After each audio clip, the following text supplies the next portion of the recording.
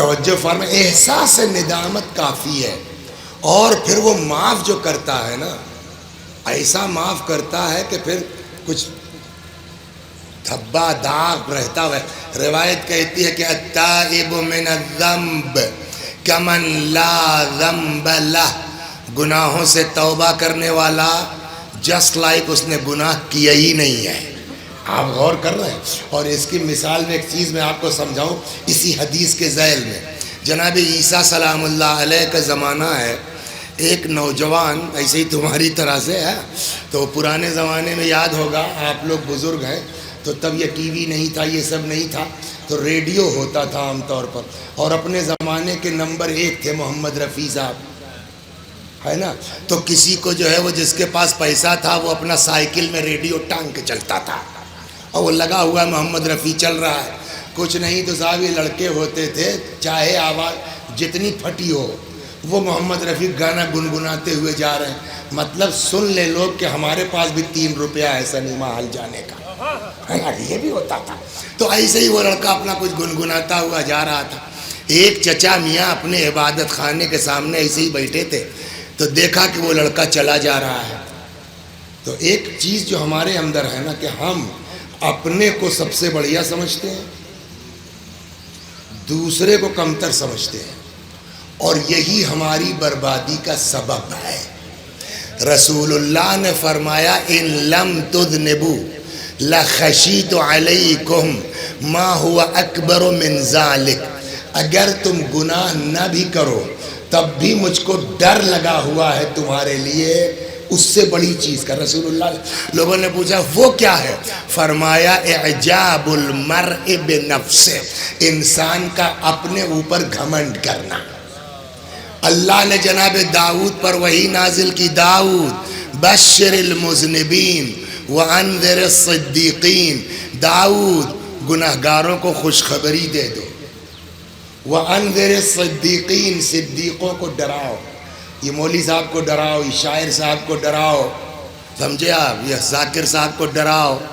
اور جو گناہگار لوگ ہیں وسیع حسن ٹائپ کو، ان کو خوشخبری دے دو. داؤد نے کہا پالنے والے کیف ابشر المذنبین، کیا مطلب ہوا اس کا کہ میں گناہگاروں کو بشارت دوں؟ مطلب کہ بشر المذنبین انی اقبل التوبہ، گناہگاروں کو بشارت دے دیجئے کہ میں توبہ قبول کرتا ہوں.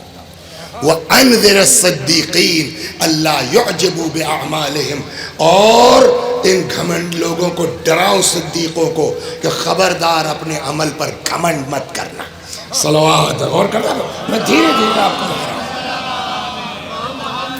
اور یہ وہ بیماری ہے کہ جو کہیں نہ کہیں ہم سب اس میں ہیں.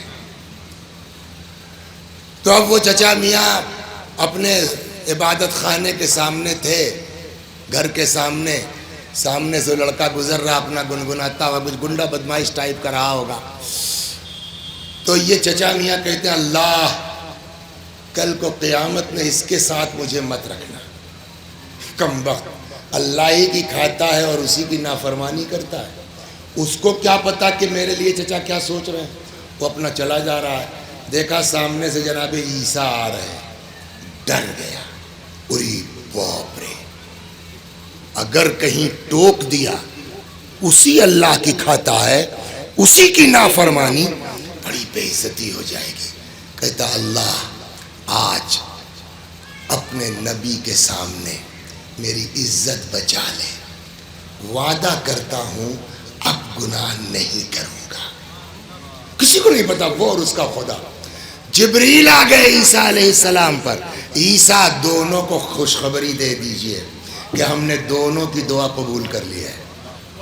چچا کی بھی دعا قبول، اس بدماش کی بھی. چچا کی کیا تھی؟ جہاں یہ رہے وہاں ہم نہیں رہیں گے. اور اس لڑکے کی کیا تھی؟ آج معاف کر دے، اب نہیں کروں گا. کیا کہتی ہے حدیث کہ توبہ کرنے والا گویا اس نے گناہ کیا ہی نہیں ہے. اب اگر یہ لڑکا معاف ہو گیا تو کہاں جائے گا؟ جنت میں. اور چچا کی دعا کیا ہے؟ جہاں یہ رہے گا ہم وہاں نہیں رہیں گے.